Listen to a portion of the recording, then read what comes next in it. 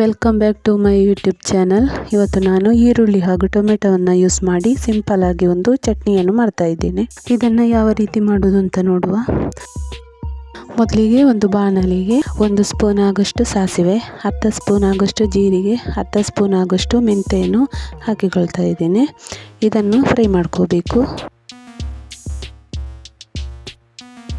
ಇದು ಚೆನ್ನಾಗಿ ಫ್ರೈ ಆದ ನಂತರ ಇದನ್ನು ತೆಗೆದಿಟ್ಟುಕೊಳ್ತಾ ಇದ್ದೇನೆ.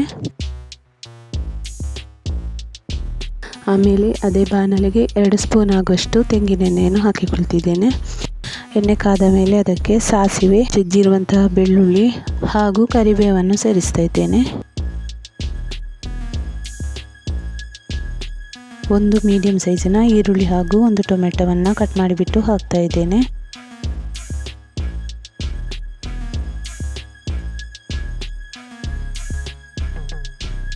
ಇದು ಸ್ವಲ್ಪ ಸಾಫ್ಟ್ ಆಗುವವರೆಗೂ ಇದನ್ನು ಫ್ರೈ ಮಾಡ್ಕೋಬೇಕು.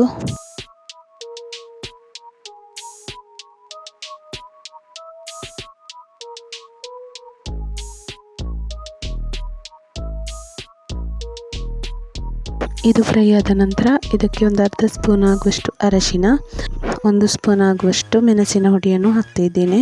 ರುಚಿಗೆ ಬೇಕಾದಷ್ಟು ಉಪ್ಪು, ಇದನ್ನೆಲ್ಲ ಹಾಕಿ ಒಂದು 5 ನಿಮಿಷ ಫ್ರೈ ಮಾಡಿಕೊಂಡು ಆಮೇಲೆ ಇದು ತಣಿದ ನಂತರ ಇದನ್ನು ಮಿಕ್ಸಿ ಜಾರಿಗೆ ಹಾಕ್ತಾ ಇದ್ದೇನೆ.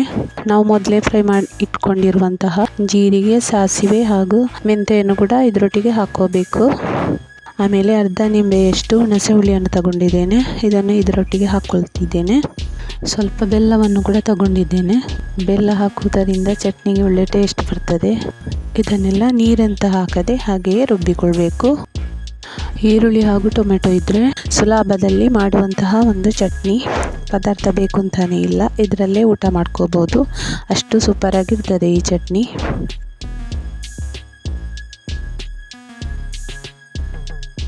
ಗಂಜಿ ಊಟಕ್ಕೊಂದು ಸೂಪರ್ ಕಾಂಬಿನೇಷನ್. ಹಾಗೆ ನನ್ನ ಚಾನಲನ್ನು ಸಬ್ಸ್ಕ್ರೈಬ್ ಮಾಡದವರು ಸಬ್ಸ್ಕ್ರೈಬ್ ಮಾಡಿಕೊಳ್ಳಿ. ಇನ್ನೊಂದು ರೆಸಿಪಿಯೊಂದಿಗೆ ಮತ್ತೊಂದು ವಿಡಿಯೋದಲ್ಲಿ ಸಿಗ್ತೇನೆ. Thank you for watching.